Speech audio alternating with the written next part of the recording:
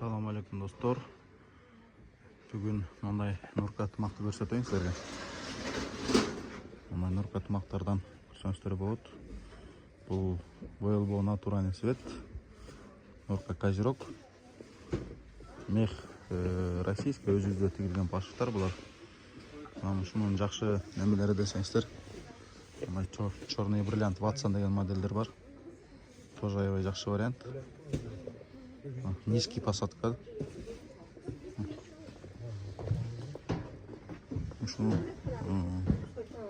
Высокий посадка, чисто российский десеңиз.